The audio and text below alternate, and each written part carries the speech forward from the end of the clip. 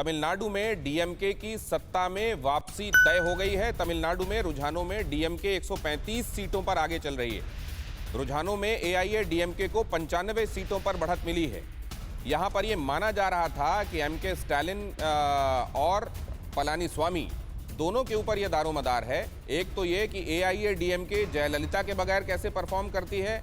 2016 में चुनावों के बाद ही जयललिता का कुछ महीनों में निधन हो गया था और इधर 2018 में करुणानिधि नहीं रहे थे।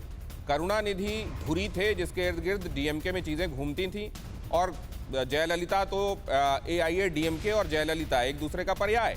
अब उनके बाद इस विरासत को किस तरीके से आगे ले जाया जाता है, इसको देखने की कोशिश हो रही थी तमिलनाडु में और अंदाजा यही लगाया जा रहा था कि स्टालिन भारी पड़ेंगे और आखिरकार वो हुआ भी। अमोद के पास मैं जाना चाह रहा हूं। अमोद, तमिलनाडु की सियासत ने क्या संकेत दिए हैं? देखिए, तमिलनाडु की सियासत से सबसे महत्वपूर्ण जो संकेत है वो ये है कि करुणानिधि के जाने के बाद भी डीएमके अभी खड़ी है और उनके नेक्स्ट जनरेशन पे उनके वोटर अब भी विश्वास कर रहे हैं। दूसरी बात, एआईडीएमके को जितना कमज़ोर आंका जा रहा था कि इस चुनाव में उसकी हालत ज़्यादा ख़राब हो जाएगी, उसने उतना ख़राब प्रदर्शन नहीं किया। लिहाजा ये भी कहा जा सकता है कि जयललिता के जो समर्थक थे, अब के जो एआईडीएमके के कर्ता धर्ता हैं, उन पर पूरी तरह से फेथ उनको है। एक महत्वपूर्ण बात और है कि कांग्रेस जो डीएमके की वहाँ पे साथी है, उसको भी श्रिंकिंग पोजीशन में देखा गया है, जबकि बीजेपी ने इस बार वहाँ खाता खोला है। 4 सीट के करीब लीडिंग दिख रहा है। सीटें इनके मुख्य जो लीडिंग इनका जो पार्टी थी, मसलन डीएमके ने मेरे ख्याल से 26 सीटें दी थी कांग्रेस को और 25 सीटें दी गई थी उस गठबंधन में भारतीय जनता पार्टी को, एआईएडीएमके की तरफ से। तो उसमें आप ये कह रहे हैं कि बीजेपी ने फिर भी अपना एक खाता खोला, ऐसा लग रहा है। कांग्रेस तो वो भी नहीं कर पाई। नहीं, कांग्रेस श्रिंक हो रही है और बीजेपी आगे बढ़ रही है। मैं ये कह रहा हूँ कि बीजेपी पहले वहाँ बिल्कुल कमज़ोर हालत में थी। इस बार उसको जो सीटें मिली हैं उसमें से 4 पे अगर लीड कर रही है और 3-4 सीटों पे बिल्कुल सेकंड पोजीशन पे नज़दीक चल रही है, तो ये कुल मिलाकर उनका वोट परसेंटेज बढ़ाने का जो अपना तरीका है वो काफ़ी हद तक सफल दिख रहे हैं। लेकिन कांग्रेस वहाँ पहले से भी मजबूत रही है, वो कहीं ना कहीं श्रिंक होता हुआ वहाँ दिख रहा है। तो कुल मिलाकर वहाँ की राजनीति में बहुत ज़्यादा परिवर्तन नहीं दिख रहा है दिनेश। डीएमके के वोटर आज भी स्टालिन, उनके बेटे और उनके दामाद के ऊपर विश्वास कर रहे हैं और एआईडीएमके के जो वोटर हैं वो कहीं ना कहीं आज भी पनीरसेल्वम और पलानीस्वामी के पीछे खड़े हैं। तो वोट बैंक जो है दोनों इंटैक्ट है। राष्ट्रीय पार्टियों ने अपना बहुत बड़ा स्थान वहाँ नहीं बनाया है।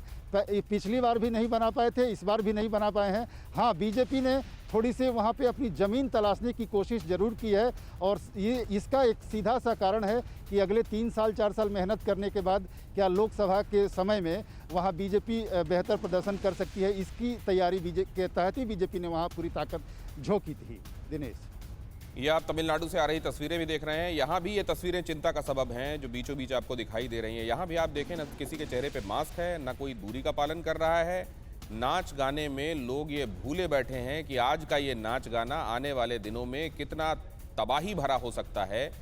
एक आदमी कम से कम 90 लोगों को इस बार संक्रमित कर रहा है और फैटेलिटी रेट पहले से 2 गुना है। पिछली वेव में जितने लोग मारे गए थे वो लगभग 2 गुना हो चला है। हर दिन 4-4 लाख केस हमारे देश में निकल कर आ रहे हैं।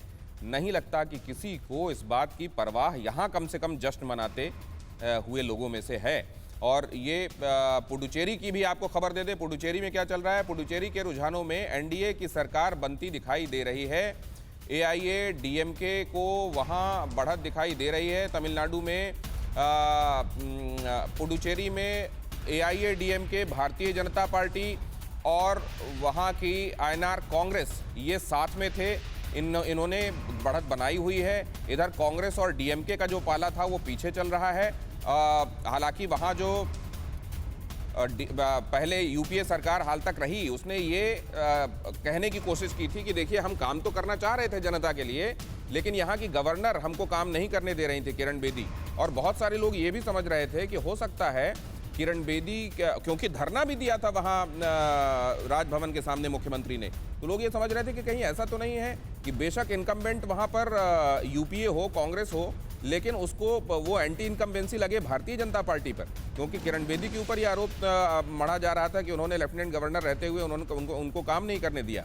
लेकिन दिखाई ये दे रहा है कि ऐसा नहीं है और एनडीए वहां पर अपना डिस्कोर्स लोगों तक ले जाने में कामयाब रही है और लोग एनडीए को समर्थन दे रहे हैं। जरा इसको भी समझते हैं। आमोद के पास चलते हैं। आमोद, यहाँ से कम थोड़ी सी जो वेस्ट बंगाल में सेटबैक है भारतीय जनता पार्टी के लिए, यहाँ से थोड़ा मरहम लगेगा। निश्चित तौर पे बीजेपी पहले से ही आशान्वित थी कि पुडुचेरी में इस बार सरकार एनडीए की बनेगी और एआईएनआरसी जो है और उसके साथ बीजेपी का तालमेल बेहतर ढंग से चल रहा है, पहले से ही चल रहा था और उनको अंदाज़ा जो अभी रिजल्ट आया है, अंदाज़ा था कि ये रिजल्ट वहाँ आने वाला है।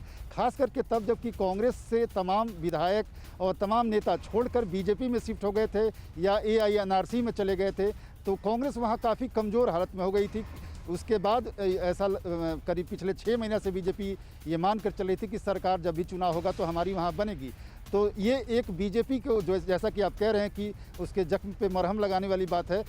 सुदूर साउथ में समुद्र के किनारे पहुंचने का जो ख्वाब है वो पूरा होगा। दक्षिण में बीजेपी सुदूर तक पहुंच जाए, ये कहीं ना कहीं उनको राहत का सांस दे रहा होगा। ये बात कहीं ना कहीं उनको बहुत बल दे रहा होगा। ये बीजेपी की प्लानिंग थी कि पूरब में समुद्र के किनारे पहुंच जाना है और दक्षिण में भी समुद्र के किनारे पहुंच जाना है। पूरब का समुद्र का किनारा भले ही ना मिला हो, लेकिन दक्षिण का समुद्र का किनारा उनके पक्ष में आया तो कहीं ना कहीं उनका जो जख्म है उस पर थोड़ी मरहम का ये काम जरूर कर रहा होगा। दिनेश, चलिए, तो असम बचाया और एक और जो अपने खाते में लाने में भारतीय जनता पार्टी इस वक्त कामयाब दिखाई दे रही है वो है पुडुचेरी। लेकिन वेस्ट बंगाल में बहुत बड़ा सेटबैक है भारतीय जनता पार्टी और उनके साथियों के लिए। केरल में जितना सोचा था लगभग उसके आसपास, और तमिलनाडु से राहत की बात यह है कि थोड़ा वोट शेयर के हिसाब से बढ़ती हुई दिखाई दे रही है भारतीय जनता पार्टी वहां पर। परवाह देश की, सोमवार से शुक्रवार रात 10 बजे TV9 भारतवर्ष पर।